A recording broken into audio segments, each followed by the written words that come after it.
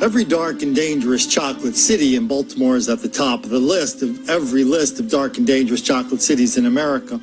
Every one of these cities has a pocket of white people. Sometimes they're gentrifiers. Sometimes they're just people who lived there for a long time. In Baltimore, it's a mixture. It's called Federal Hill. So we're going to see a video here about a guy who was shot in Federal Hill. A couple of fella and his lovely lady were driving around in a car looking for people on the street so they could stop the car, get out, flash a gun, take the money, and get the hell out of there. Usually there's no shooting. This time there was. This time the kid is dead. But check the reaction of the neighbors. Watch how they pretend this is not a regular feature of life in Federal Hill, which is kind of very close to the Inner Harbor. We've done dozens of stories in Federal Hill. I can think of the waitress leaving the tiny little neighborhood restaurant that the people in Federal Hill romanticize as something that really uplifts their life. I can think of the executive from the Baltimore Sun who was beat within an inch of his life. I forget if he died or not, because I often get him mixed up with his single female neighbor who lived about a block away. A few weeks later, she was also beat for the second time in 6 months, except this time she died. This is Federal Hill, where denial, deceit, and delusion has been raised to an art form. Now, the victim says the teens did steal her cell phone. She still questions why they wanted to attack her for no apparent reason. It's marvelous, marvelous. That is marvelous news. In the 1200 block of Riverside Avenue today, you could almost feel a collective exhale. As word spread, police made arrests in the deadly shooting of neighbor Timothy Morricone. The 25-year-old shot outside his front door around dinner time last Thursday. It's fabulous. I'm glad they did this quickly because I know our entire neighborhood is just so concerned. So I don't know, how did it happen? Police say it happened in the process of a robbery. That 23-year-old DeAndre Sleet pulled the trigger. 23-year-old Kiara Wesley drove the getaway car.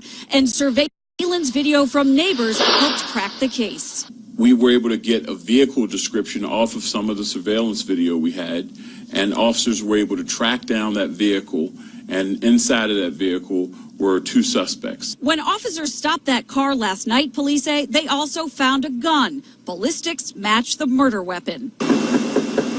No one opened the door when we knocked at DeAndre Sleet's address in Southwest Baltimore today, but one man inside did chat through an upstairs window. We came to ask about DeAndre. According to court records, in 2013, DeAndre Sleet served time for a cell phone robbery at gunpoint in the city. More prison time in 2017 for a drug conviction in Anne Arundel County. Documents show Sleet attended Poly and in 2010 was put on juvenile probation for urinating in the bottle of a female student. 11 News has also learned DeAndre Sleet previously attended Federal Hill Prep, a school which sits just 2 blocks away from the scene of the deadly shooting he is now charged with. Police say both suspects are being held tonight. They say they've connected both of them to other street robberies in the city and say there is no indication that the 2 suspects and the victim here on Riverside Avenue knew each other. So I live in Wilmington, Delaware, just 50, 60, 70 miles up the freeway from Baltimore. I live in a neighborhood not unlike Federal Hill. I recognize everybody that appeared in this video. If all these people in video, the neighbors, if you ask them, as I ask my neighbors, people around here, well, what should we do if we catch people? Should we put them in prison? Oh, no, we don't want to do that. We don't want to give them a record. We don't want to put them in the system. Can't we sit? I'm not kidding. I've had these conversations dozens of times with people who have been direct and repeated victims or witnesses to black violence and murder right in their own neighborhood.